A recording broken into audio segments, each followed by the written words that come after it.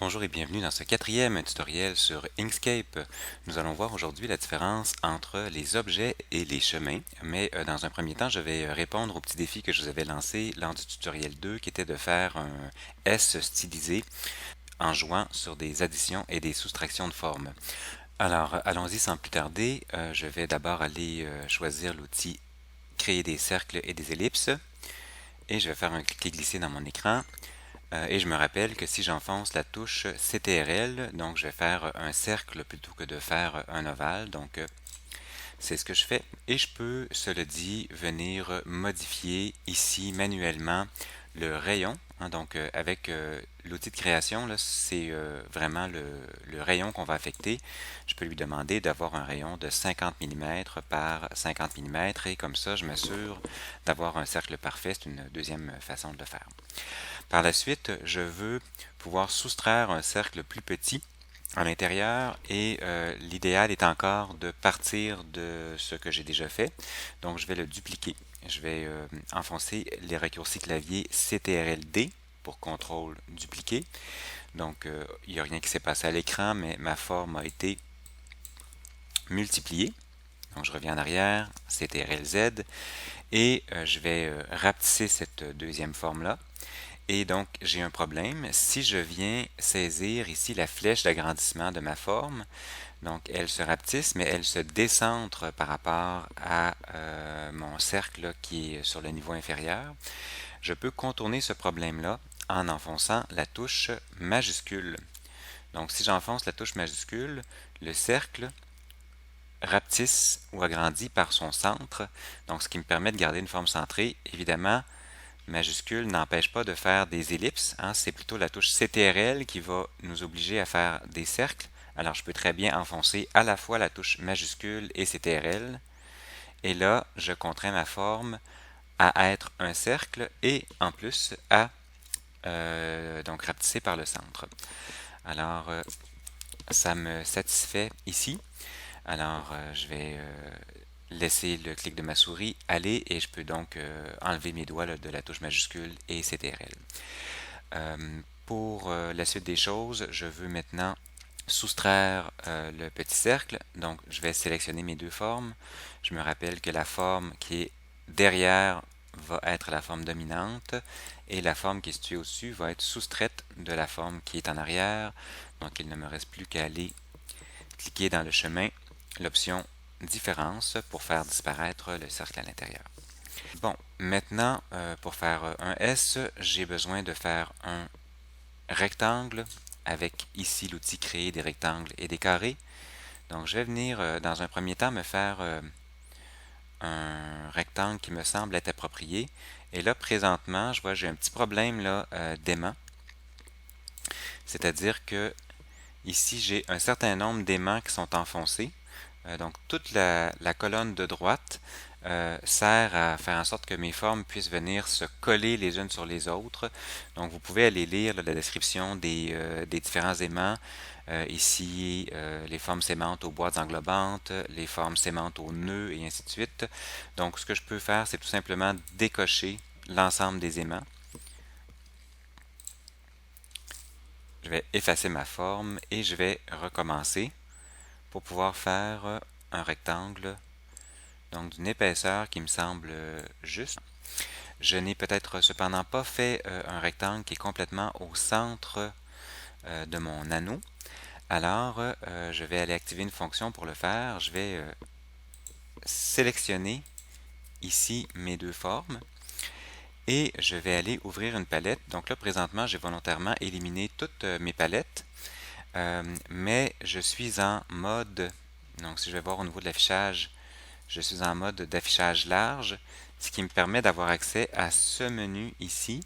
Et j'ai ici la réserve des palettes. Donc je vais aller cliquer sur la réserve pour aller chercher ici la palette alignée et distribuée. Et donc comme mes deux formes sont sélectionnées, je peux maintenant ici aller cliquer sur l'option centrer selon un axe horizontal. Alors voilà, en enfonçant ce bouton, je m'assure maintenant que mon rectangle est situé parfaitement au centre de mon cercle. Je pourrais aligner sur un axe vertical également. Je vais le faire par plaisir. Ici, même si au fond, ce n'est pas nécessaire, puisque maintenant, nous allons procéder à une addition des formes. Je vais donc aller dans le chemin et créer une union, ce qui me permet d'avoir maintenant cette forme-là et j'ai presque terminé mon travail. Il me reste maintenant à faire deux légères soustractions. Alors je vais venir saisir à nouveau l'option créer des rectangles et des carrés. Je vais créer un rectangle qui me semble être de la dimension appropriée. Je vais m'approcher et je vais aller l'aligner donc précisément ici au même niveau que ma forme qui est en dessous. Je vais faire une soustraction dans quelques instants, mais avant ça, je vais multiplier cette forme-là. Donc, je pourrais faire CTRL D, mais je n'ai pas besoin de la placer directement au-dessus. Alors, je peux également faire CTRL C, CTRL V. Deux options possibles. Et je vais également aller placer celle-ci précisément au niveau de ma ligne. Donc, je m'approche et au fond, ça me semble très bien. Alors, j'ai maintenant trois formes, mais je ne peux pas soustraire mes deux rectangles lors de la même opération. Je vais devoir faire deux opérations différentes. Donc, je sélectionne ma forme du fond dans un premier temps. Et ici, le rectangle de droite, je vais faire une différence. Donc, ma forme de fond est encore sélectionnée. J'enfonce la touche majuscule pour additionner ma sélection avec ma deuxième forme et je vais faire à nouveau une différence. Et donc, j'ai réussi le défi que je m'étais lancé de faire un S stylisé. Alors, ça me permet également d'introduire la notion que je veux traiter aujourd'hui parce qu'il y a eu une différence très subtile mais importante à partir du moment où j'ai fait ma première association de formes. Donc au moment où je suis venu découper mon cercle à l'intérieur du précédent, c'est que je suis passé dans Inkscape de la notion d'objet à celui de chemin. Effectivement, si je clique maintenant sur ma forme et que je double-clique dessus, je ne retrouve plus mon cercle, mon cercle qui me permettrait de transformer ici une ellipse en un Pac-Man ou un graphique. Et donc, ici, mon cercle, c'est un objet parce que Inkscape me permet de faire certaines altérations. Je peux revenir en arrière, je peux recommencer. Alors que dans ce cas-ci, je n'ai plus la possibilité d'ouvrir, par exemple, la bouche du Pac-Man. Et si je double-clique sur l'objet avec mon outil de sélection, c'est plutôt ici l'outil d'édition de nœuds qui apparaît. Et je peux bien sûr maintenant encore transformer ma forme, mais c'est une forme qui est rendue donc avec un ensemble de nœuds et non plus une forme très très simple, essentiellement un cercle qui me donne la possibilité de ouvrir ou non là, une pointe de tarte. Alors, j'ai ici à gauche un chemin et j'ai ici à droite un objet. Donc des objets, il y en a plusieurs dans Inkscape. Je vais éliminer celui-ci. Je vais éliminer celui-ci et je vais vous les dessiner vite vite. Le cube en est un. Donc on peut arrondir les coins. Le cercle en est un. On peut le transformer en Pac-Man. Les polygones, on a la possibilité d'ajouter des sommets, de les faire passer d'un polygone à des étoiles. Je ne reviens pas sur ma forme tridimensionnelle. Les spirales, je peux également donc jouer sur leurs caractéristiques. Donc ce sont également des objets. Et d'une certaine manière, le texte est également un objet, puisque je peux donc créer du texte, aller avec mon outil de sélection, lui faire subir des transformations, double-cliquer sur le texte rapidement et je retrouve mon outil texte, ce qui me permet de le retravailler à nouveau. Donc, j'ai ici la presque totalité des objets qu'on peut créer dans Inkscape, le dernier étant les formes tridimensionnelles que j'ai pas refait.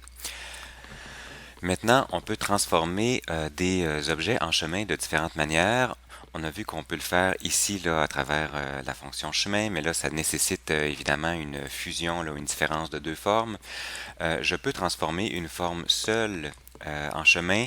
Imaginons par exemple que cette étoile, je veux prendre une seule de ses pointes et l'étirer pour en faire une espèce d'étoile filante. Donc si je double-clique sur ma forme ou encore que je vais saisir ici mon outil de création de polygones, je peux évidemment allonger les pointes, mais je les allonge toutes en même temps. Là, ça fait partie de la fonction justement de cet objet-là. Donc, si je veux le travailler de façon plus précise, je vais me rendre dans le chemin et je vais demander de transformer l'objet en chemin. Donc, je clique ici sur la fonction et dorénavant, si je viens saisir l'outil d'édition de nœuds, je me rends compte que mon étoile est définie par un ensemble de nœuds maintenant que je peux travailler de façon indépendante les uns par rapport aux autres. Je peux par exemple étirer ce nœud-là ici. Je peux également, en enfonçant la touche majuscule, en sélectionner plusieurs et venir les étirer. Donc,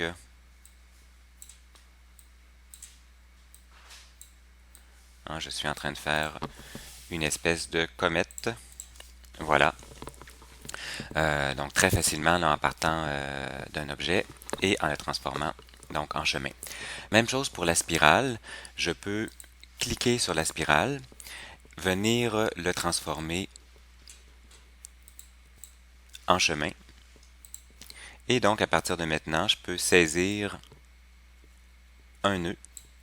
J'ai ici une petite poignée là, qui est étirée. Je vais vous expliquer comment fonctionne le système de poignée. Mais on peut très intuitivement comprendre le système. Donc, je peux maintenant travailler ici ma spirale à l'infini. Et c'est la même chose pour le texte. Donc, je sélectionne mon texte, je le transforme en chemin et je peux, avec mon outil d'édition, là je vais me rapprocher, par exemple, aller choisir le B, sélectionner plein de nœuds et pouvoir le transformer donc à volonté. Évidemment, il n'est plus question maintenant de écrire de nouvelles lettres. Donc, tout ça maintenant, tout le texte s'est rendu un chemin, c'est du dessin, c'est généré par des courbes de Bézier. Et il faut considérer que le passage d'un objet à celui de chemin est irrévocable, donc on ne peut pas revenir en arrière. Alors, c'est important là, de faire les choses vraiment en étapes.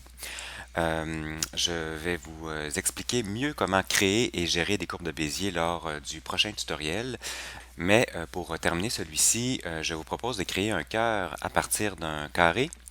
Donc ça va être une expérimentation d'un passage justement d'un objet à un chemin. Donc je me crée ici un carré en enfonçant la touche CTRL. Je veux avoir des coins droits. Donc ce que je vais faire, c'est que je vais tout simplement venir ici cliquer dans l'option pour retrouver mon carré.